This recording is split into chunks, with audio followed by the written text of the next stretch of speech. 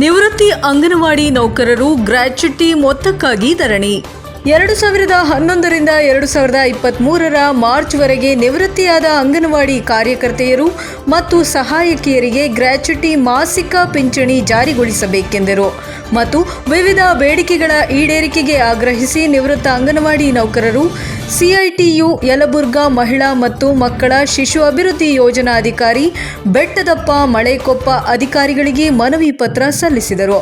ಪಟ್ಟಣದ ಮಹಿಳಾ ಮತ್ತು ಮಕ್ಕಳ ಕಲ್ಯಾಣ ಇಲಾಖೆ ಕಚೇರಿ ಮುಂದೆ ವಿವಿಧ ಬೇಡಿಕೆಗಳ ಈಡೇರಿಸುವಂತೆ ಆಗ್ರಹಿಸಿ ನಿವೃತ್ತ ಅಂಗನವಾಡಿ ನೌಕರರು ಸಿಐಟಿಯು ನೇತೃತ್ವದಲ್ಲಿ ಕಚೇರಿ ಮುಂದೆ ಬುಧವಾರ ಪ್ರತಿಭಟನೆ ನಡೆಸಿ ಮನವಿಯನ್ನ ಸಲ್ಲಿಸಿದರು. ಈ ವೇಳೆ ತಾಲೂಕು ಸಂಘಟನೆಯ ಅಧ್ಯಕ್ಷರಾದ ಲಲಿತಾ ಅರಳಿ ಅವರು ಮಾತನಾಡಿ, ಅಂಗನವಾಡಿ ಕಾರ್ಯಕರ್ತೆಯರು ಕೇವಲ ಕನಿಷ್ಠ ಗೌರವಧನ ಆಧಾರದಲ್ಲಿ ಸೇವೆ ಸಲ್ಲಿಸುತ್ತಿರುವ ಅಂಗನವಾಡಿ ಕಾರ್ಯಕರ್ತೆಯರು ಮತ್ತು ಸಹಾಯಕಿಯರು ಸಮಗ್ರ ಶಿಶು ಅಭಿವೃದ್ಧಿ ಯೋಜನೆಯನ್ನ ಜಾರಿಗೊಳಿಸುವಲ್ಲಿ ಮಹತ್ತರ ಪಾತ್ರ ವಹಿಸುತ್ತಿದ್ದಾರೆ. 6 ವರ್ಷದೊಳಗಿನ ಮಕ್ಕಳು ಮತ್ತು ಅವರ ತಾಯಂದಿರು ಪೌಷ್ಟಿಕ ಆಹಾರ, ಆರೋಗ್ಯ ರಕ್ಷಣೆಯೊಂದಿಗೆ ಶಾಲಾ ಪೂರ್ವ ಶಿಕ್ಷಣದ ಜವಾಬ್ದಾರಿಯನ್ನು ನಿರ್ವಹಿಸುವ ಮೂಲಕ ಸಾಮಾಜಿಕ ಅಭಿವೃದ್ಧಿಯ ರೂವಾರಿಗಳಾಗಿದ್ದಾರೆ ಎಂದು ಹೇಳಿದರು.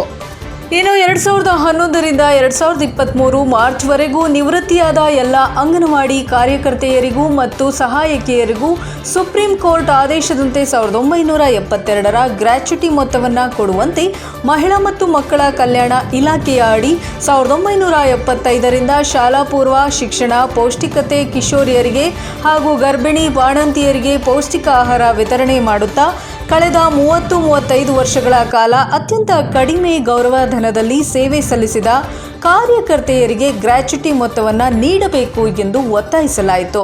ಈ ಸಂದರ್ಭದಲ್ಲಿ ಸಿಐಟಿಯು ಸಂಘಟನೆಯ ಉಪಾಧ್ಯಕ್ಷರು ಬಸಮ್ಮ ಉಣಚಗೆರೆ ಹಾಗೂ ಕಾರ್ಯದರ್ಶಿ ಪಾರ್ವತಿ ಖಜಾಂಚಿ, ಯಲ್ಲುಬಾಯಿ ಹಾಗೂ ಅಕ್ಕಮ್ಮ, ಗಂಗಮ್ಮ ಮತ್ತು ಯಮನವ್ವ, ಅನುಸೂಯ, ಮೆಹಬೂಬಿ ಇನ್ನೂ ಹಲವಾರು ಅಂಗನವಾಡಿ ಕಾರ್ಯಕರ್ತೆಯರು, ಸಹಾಯಕಿಯರು ಇತರರು ಭಾಗವಹಿಸಿದ್ದರು.